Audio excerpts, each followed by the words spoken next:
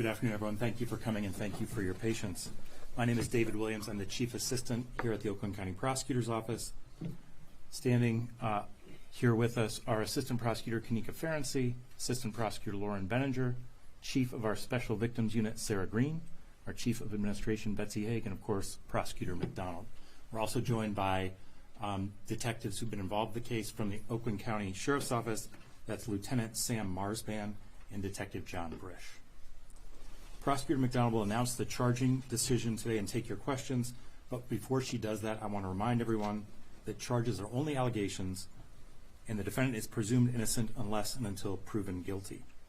Also, the details in the prosecutor's remarks today come from the swear-to in 50th District Court earlier today. Prosecutor McDonald. Thank you. Good afternoon. First, I'd like to announce that we have authorized 3 charges of first-degree child abuse against Kelli Bryant, a 34-year-old resident of Pontiac.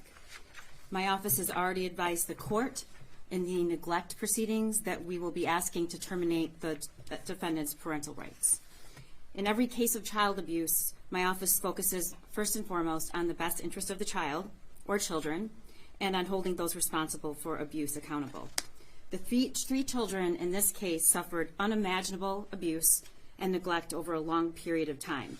Thankfully, they've now been rescued from that, and our first priority has been and will continue to be their safety and well-being. I want to briefly address, though, why we're here. Since the first announcement over the weekend by the sheriff, this case has captured the attention of the people across our community, our county, our state, and even internationally, because people are rightfully concerned about the welfare of these children. And we're holding this press conference because, like all other decisions, we balance the interests of public safety, media attention and inquiries, and balancing everyone's right to a fair trial, which is why the events and facts that are disclosed here today are strictly confined to what's already been placed on the record in the swear-to this morning in the 50th District Court. When their circumstances became public, including the photos of the home, although law enforcement did not identify the defendant, she was quickly identified on social media and also has been reported in other news media outlets, which is why we are naming her today.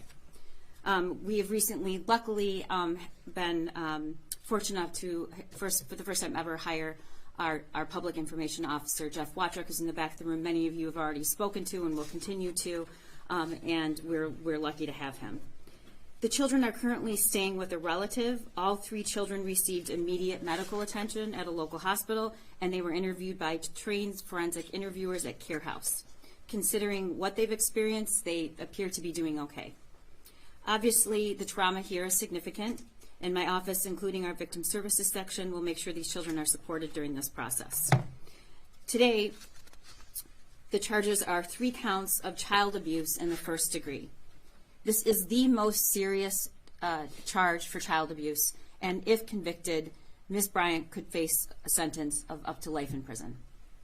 In the swear-to this morning, on the record, it was stated that in 2019, suspect Kelli Bryant was living at the home, which I'm not disclosing the address at this time, in Pontiac, Michigan, with her 4 children. At some point between 20 and 2021, the suspect moved out of her home, leaving 3 of her children abandoned in that location, while 1 of her children went to live with their father. On February 14th, 2025, police were called to the home by the landlord. Police learned that the landlord was concerned for the welfare of Ms. Bryant, who had not paid rent on the property since October of 2024. Police entered with the landlord and discovered her 3 children, ages 12, 13, and 15. Her daughters were hiding in a bathroom that was filled with feces, piles of trash, and completely non-functional, while her son was hiding in another room. Police were astonished to find anyone in the location because it appeared to be uninhabitable, with piles of garbage and refuse several feet high, including large amounts of human excrement. The children were afraid to come out of their hiding places and to speak with the police. Police had to repeatedly advise the children that they were there to help and they were safe. The children's bodies and clothing were covered in feces, and the girls had difficulty physically walking outside of the residence. In addition to the physical difficulty, they appeared to be and were immediately overstimulated upon leaving the residence. All 3 children were transported via ambulance to the hospital and showed signs of severe neglect. At the hospital, the children struggled with completing basic hygiene tasks like flushing a toilet and brushing their teeth because they had not done it in years. The children were forensically interviewed and described having virtually no physical contact with their mother, suspect Bryant, or the outside world in several years. The girls had not left the residence in several years, and her son had only left the home to go into the yard approximately 2 times, never venturing away from the house more than to check the mailbox. During his interview, her son stated that he would text their mother when their food supply was running low, and she would have food delivered to the residence. The children shared that during the years they were concealed in the home, their suspect Bryant failed to provide toilet paper, soap, or shampoo. The defendant instructed the kids that they were not to answer the door or leave the house. All 3 children expressed fear about what their mother's response would be if they left the home. Defendant concealed the children from family and friends and lied about who was caring for the kids and their whereabouts. The defendant took the active steps of lying and concealing to make sure the children went undiscovered, and she took these actions knowing that her children would suffer serious physical and emotional harm as a result. Those are the statements made in the swear-to this morning. And again, these are allegations. I do want to point out and thank all the officers that were on scene that day. I personally viewed the videos and images and was struck at what a difficult situation it was, but in the face of that difficulty, offered compassion to these kids. I also want to thank Detective John Brish and Lieutenant Sam Marsban for their dedication in working this case, and of course the assistant prosecutors involved, Chief of Administration Betsy Haig, Chief of our SVU Sarah Green, APA Lauren Benninger, Chief of the Juvenile Division Kelly Collins, and APA Kanika Ferenczi for their diligent efforts in this case. At present, we've not been presented with a request for criminal charges against any other individuals. That does not mean that won't happen in the future. I just can't speak to it at this point. Morally, there is plenty of responsibility to go around for how this was allowed to happen. However, these 3 kids were entrusted to the care of their mother, Kelli Bryant, and the evidence suggests that she effectively abandoned them to a revolting pit of refuse and squalor. There must be consequences for those actions. The defendant is presently in custody. The 3 children in this case were interviewed at Care House, and I want to emphasize how important Care House is to this community. These kids were interviewed in a safe environment by an experienced, trained forensic interviewer, and these interviews are important in all child abuse cases. They allow each child the chance to tell us their story without the influence of the abuser and without using leading questions that could taint their testimony. I can't emphasize enough how important Care House is. If you suspect a child is abused or neglected, you too can report this to CPS. The hotline is 855-444-3911. And I urge anyone who suspects that a child is being abused or neglected to report that using that number. We need to make sure that every child is safe and well cared for. And before I take questions, I just want to remind you that these charges, again, are only allegations, and the defendant is presumed innocent unless and until proven guilty. Questions? Not having been to the area, neighbors, anybody? I mean, I think what maybe people struggle with is how intimidated by their mother, yes, but how they could not even venture out of the home, or just nobody knowing that they were there. Or can you add context into how that can happen? I can only comment on what's been placed on the record. That's my ethical duty. But I will say that we see time and time again victims of severe abuse of all ages make decisions that don't seem reasonable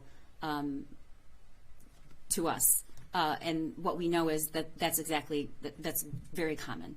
And there's a multitude of reasons why they didn't leave the home. We just don't know that yet. Yes? Have prosecutors or deputies interviewed the fathers of the children? They have. Yes. Multiple fathers or one father? I think it's already public record that of the 4 kids, there are 2 fathers. Prosecutor McDonald, Yes. What stands out about this case to you? I mean, it's a pretty significant child abuse case. That's a difficult question and a really good question. You know, I said yesterday, and I've said this to the sheriff personally, we say a lot, this is the worst I've ever seen. And I've stopped saying that because every time I say that, I see something worse. It was unbelievable what they were living with for years. Unbelievable. It wouldn't be surroundings where you would want any living creature living in, creature or animal, or particularly human beings. I mean, these kids, not to have even basic hygiene tools. And I guess what stands out the most for me is no love. There was nobody there to care for them for between 3 and 4 years. No parent, nobody physically present to let them know that they were safe and they were loved. Yes? Did she have any prior contact with CPS or a prior criminal record? I can't comment on that. Is she being held on any outstanding charges, or is it just on this and then she'll be arraigned tomorrow? We are not aware of any other holds or matters that she would be held under. At this moment, she's being held because of these pending charges. Now they're official, and she'll be arraigned, I believe, tomorrow. Can you provide more context, appreciating what you said about, you mentioned that he would text his mother, one of the older boy. So he had access to a phone apparently, but... All the children had access to the phones. They all had their own phones. So would they see her? I'd read an account that maybe she dropped some food off weekly, or can you talk about how they survived if they didn't leave the home, how often she came, and where she was staying? There was no, according to the evidence that's been placed on the record, there was no physical contact whatsoever. And I don't think it's accurate to say that they had food dropped off weekly. Sometimes, right. Sometimes it was longer than that. But and she was the one distributing? No, not all the time. Okay. Not all the time. You had said the restroom was not, is that what you said? The restroom was not maybe properly functioning in there, but do we know if there was heat or air conditioning in the summer? I don't have that. That has not been put on the record, but I do not believe that there was. I believe there was heat enough so that the children were at least able to live there. If not, as you know, given the cold temperatures, there would have been signs of freezing to death. Where was she staying? I don't have that information. Not there. And obviously you've charged her, so she thinks I'm assuming then obviously there's competence. So not that there's ever a reason for something of this horrific nature, but any inferences to the why that she just decided to abandon her kids beyond, some may think mental issues, but obviously not if you're charging her. Right. Without commenting particularly on this case, as the prosecutor over the last over 4 years, I've been asked, and I hear repeatedly that question on all of the terrible, violent, atrocious acts that we see, the why, and the answer is we don't know why. We can't get in the mind of somebody else, but we do know what the evidence shows, and we have the law, and nobody who is not found competent can stand trial. So I can't comment on that right now, but just to say that sometimes there isn't a why. Yes. Is there any evidence to suggest that their substance abuse may have been involved or anything? I can't comment on that. Has mom been cooperative? The defendant has an absolute right to remain silent, so any comment I would make on whether or not she's spoken to the police would be a violation of her rights. Thank you. Longer term, can you share what the plan is for the children? And some may wonder if family have taken them in now, how they didn't know about. I'm not trying to assess blame by asking, but where were they prior? How did they not know? Right. I mean, there are a lot of questions. Obviously. Good question. And the thing that I want to stress here is that we are responsible for prosecuting all of the criminal cases in this county. We're also responsible for representing the Department of Health and Human Services in child abuse and neglect proceedings. So we are simultaneously prosecuting the criminal case against mom and the neglect proceeding pertaining to the kids. So we will be asking our client, the Department of Health and Human Services, to file a petition to terminate her rights. So there's just a lot we can't really get into, except I do want to say that our client, the Department of Health and Human Services, their number one priority is the care and welfare of children, and wherever they are placed, they do their due diligence to make sure that is a safe placement. And all I can say is that those questions were asked and obviously satisfied. And the other thing I want to say is there's been such an outpouring in this community, but I would just stress that in the effort to take care of these kids, that we also protect their privacy. And Pontiac, if those of you who don't know, it's a small place, and everybody knows everybody, and any outrage is totally understandable, but we want to do as much as we can to protect their placement so that they are protected. But to be clear, they are not wards of the state. They are with family. They are in the care and custody of the Department of Health and Human Services, and they are placed through DHHS with a relative placement.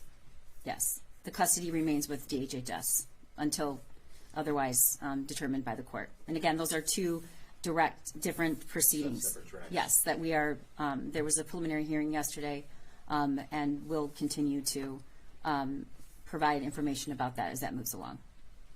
Thank you. Anything else? Thank you so much. Thank you, everyone. Thank you.